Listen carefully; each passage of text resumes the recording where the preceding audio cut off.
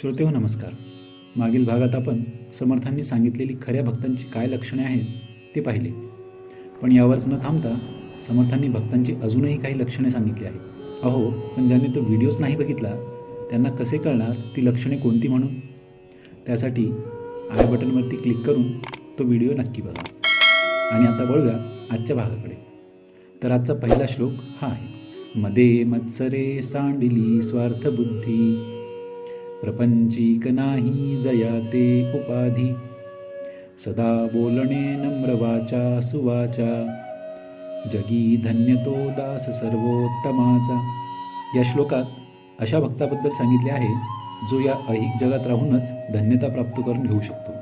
आणि ती धन्यता प्राप्त करण्यासाठी त्या भक्ताने काय करावे? तर त्याने आपला अहंकार सोडावा, स्वार्थबुद्धी सोडावी, इतरांचा मत्सर करणे सोडावे, नेहमी मधुर आणि नम्रतेने बोलावे. आता या सर्व गोष्टी करण्यासाठी किती सोपे आहेत बघा. यासाठी खूप काही असे परिश्रम करण्याची गरज नाही. आपण सर्वच जण या सर्व गोष्टी अगदी आरामात करू शकतो. पण आपला इगो, आपला अहंकार आडवा येतो. हे असं म्हणण्यासारखं आहे की मला तर खूप शिकायचं होतं पण शाळा आडवी आली, नाही का? चला जाऊ द्या. आपल्याकडून या गोष्टी जरी नाही झाल्या तरी पुढील श्लोकात सांगितलेल्या गोष्टी तरी आपण करू शकतो का? चला बघूया. क्रमी वेळ जो तत्वचिंतानुवादे, न लिंपे कदा दंभवादे विवादे, करी सुख संवाद जो उगमाचा, जगी धन्य तो दास सर्वोत्तमाचा. माझ्या मते या श्लोकात सांगितलेल्या सर्व गोष्टी आपण नक्कीच करू शकतो, जेणेकरून आपणही या जन्मातच धन्यता प्राप्त करून घेऊ शकतो. तर करायचं काय आहे? नंबर 1, आपला वेळ नामस्मरणात घालवा.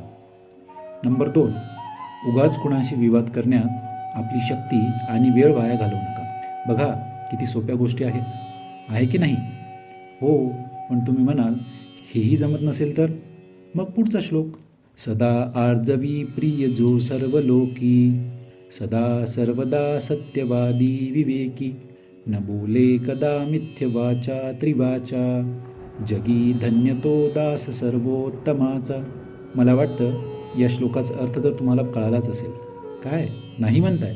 तर चला बघूया या श्लोकात समर्थ काय सांगत आहेत ते. समर्थ म्हणतात, असा व्यक्ती जो नेहमी खरे बोलतो, विवेकाने वागतो, जो निष्कपट आहे आणि त्याच्या या गुणांमुळेच तो सर्व लोकांमध्ये देखील लोकप्रिय आहे, असाच व्यक्ती या जगात धन्य आहे. या जगात नेहमी चांगल्या कारणासाठी लोकप्रिय होणे कधी उत्तम.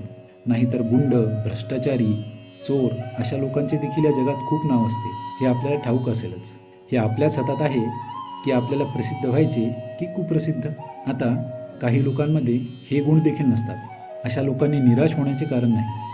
त्यांच्यासाठी समर्थ पुढील श्लोक सांगतात. सदा सेवी आरण्य तारुण्य काळी, मिळेना सदा कल्पनेचे निमेळी, चळेना मनी निश्चयो दृढ ज्याचा, जगी धन्य तो दास सर्वोत्तमाचा. आता या श्लोकात समर्थ काहीशा कठीण गुणांबद्दल सांगतात, जसे की तरुणपणी वासनेच्या आहारी न जाता एकांतात साधना करणे आणि परमेश्वरावर दृढ श्रद्धा ठेवणे. याचे एक उत्तम आणि समर्पक उदाहरण म्हणजे स्वतः समर्थ रामदास. त्यांनी तरुणपणीच साधनेचा मार्ग स्वीकारला आणि आपला उद्धार करून घेतला. या गुणांना मी कठीण यासाठी म्हटलो की तरुण वयातच तर आपण या भौतिक जगात राहून येथील सर्व सुखसुविधांचा उपभोग घेण्याचे स्वप्न पाहतो आणि समर्थ तर आपल्याला हे सर्व सोडण्यास सांगत आहे. परंतु ज्याला हे जमले तो हा भवसागर तरुण जातो. नसे मानसी नष्ट आशा दुराशा, वसे अंतरी प्रेम पाशा पिपाशा, ऋणी देव हा भक्तिभावे जयाचा, जगी धन्य तो दास सर्वोत्तमाचा. समर्थ म्हणतात, असा व्यक्ती ज्याच्या सर्व दुष्ट वासना आणि भोगवासना नष्ट झाल्या आहेत आणि जो भगवंताला आपल्या प्रेमपाशाने बांधण्याची इच्छा ठेवतो आणि त्याचा भक्तिभाव पाहून स्वतः भगवंत त्याचा ऋणी होऊन जातो, तोच भक्त या जगी धन्य होतो. अशा भक्ताचे खरे उदाहरण म्हणजेच जगद्गुरू तुकोबाराय. तुकोबारायांनी सर्व विषयांवर विजय मिळवून पांडुरंगाला आपलेसे करून घेतले, हो की नाही? आतापर्यंत समर्थांनी भक्तांच्या गुणांचे वर्णन केले. आता या पुढील श्लोकात खऱ्या भक्ताच्या स्वभावाबद्दल समर्थ काय म्हणतात ते बघूया. दिनाचा दयाळू मनाचा मवाळू, स्नेहाळू कृपाळू जनी दास पाळू, तया अंतरी क्रोध संताप कैसा, जगी धन्य तो दास सर्वोत्तमाचा. जो स्वभावाने अत्यंत मायाळू आहे, जो दीनदुबळ्यांवर प्रेम करतो, जो प्रेमळ आहे, जो सेवकांचा सांभाळ करतो, सेवकांवर अन्याय करत नाही आणि कुणाही बद्दल त्याला कधीच राग नसतो, तोच भक्त या जगी धन्य आहे. आतापर्यंत समर्थांनी खऱ्या भक्तांची लक्षणे सांगितली, पण यापैकी काहीच करता नाही आले तर त्यांच्यासाठी समर्थ काय सांगतात ते पहा.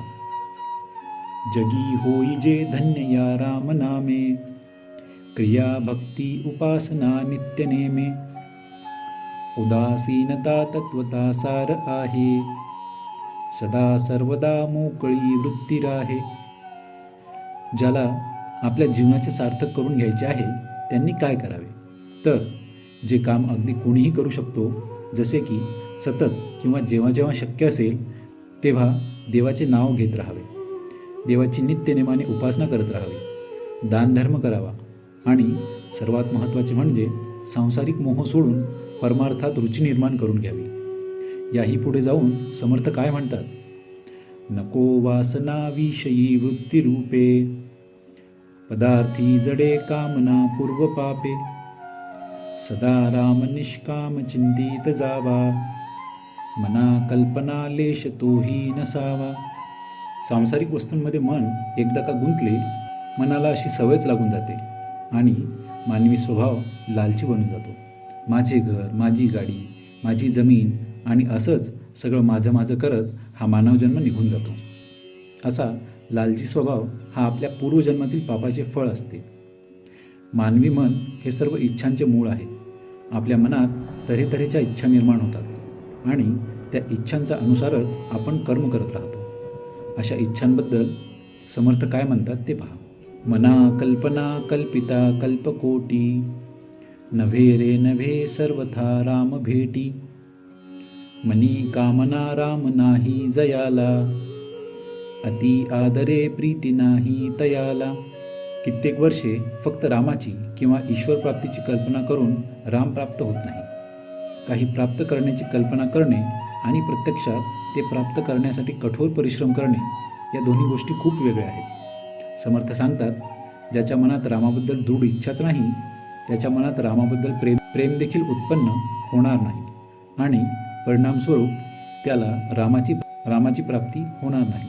मना राम कल्पतरू कामधेनू, निधी सार चिंतामणी कायवानू, जयाचे नियोगे घडे सर्व सत्ता, तया साम्यता कायसी कोण आता.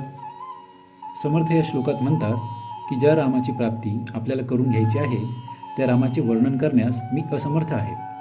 त्याची तुलना कोणासोबत करावी हे मला कळतच नाही. मी त्याला सर्व इच्छा पूर्ण करणारा कल्पतरू म्हणू की चिंता हरणारा चिंतामणी, कुबेराचे भांडार म्हणू की सार सर्वस्व म्हणू. या सर्व शक्तिमान परमात्म्याची तुलना मी करू तरी कोणाशी. जय जय रघुवीर समर्थ.